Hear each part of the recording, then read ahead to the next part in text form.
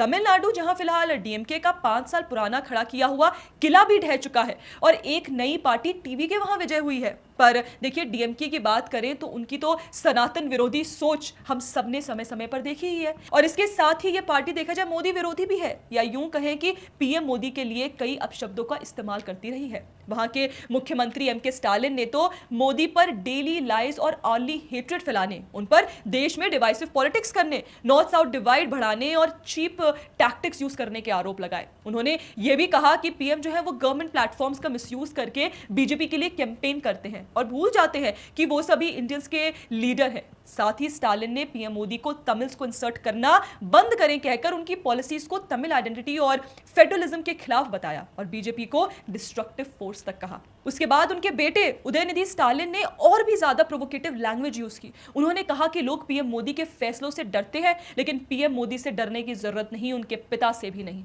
इसके अलावा डीएमके के अनीता राधाकृष्णन ने 2014 में एक पब्लिक रैली के दौरान पीएम के लिए कई फाउल वर्ड्स और अपमानजनक शब्दों का इस्तेमाल किया।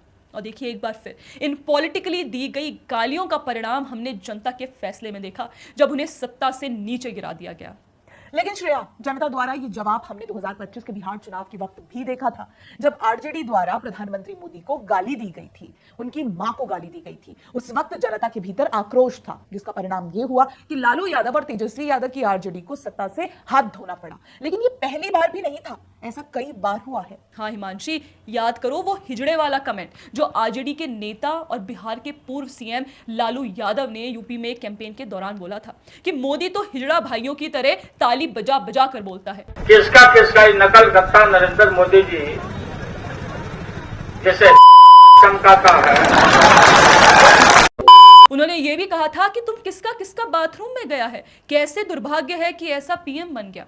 इसके अलावा 2024 की एक रैली में लालू यादव ने यह भी कहा था कि नरेंद्र मोदी हिंदू नहीं है, हिंदू लोग अपने परिवार या करीबी की डेथ पर मुंडन करवाते हैं, लेकिन उन्होंने अपनी मां के निधन पर भी ऐसा नहीं किया। सोचिए दोस्तों, इन विपक्षी नेताओं का स्तर कितना नीचे गिर गया है कि जहां पीएम को छोड़िए उनकी मां को भी राजनीतिक लाभ के लिए घसीटा जा रहा है, उन्हें गालियां दी जा रही हैं। पीएम का मजाक उड़ाया गया कि उनका तो कोई परिवार ही नहीं है, और केवल लालू ही नहीं बल्कि यादव और गांधी परिवार के 2 सुपुत्रों ने मिलकर भी पीएम के लिए अपशब्दों का इस्तेमाल किया। अपनी 2025 की रैलीज में पीएम के इमोशंस को दिखावटी बताया गया, परिवार के प्रति उनके जज्बात पर भी सवाल उठाए गए। सोचिए, इनकी शर्मनाक हरकतों की हद इतनी पार हो गई कि बिहार में कोर्ट ने तेजस्वी और राहुल को इन बयानों के लिए समन तक किया। पर हिमांशी, इनकी आदत जैसे बदलने का नाम ही नहीं लेती, दुम टेढ़ी की टेढ़ी ही रही।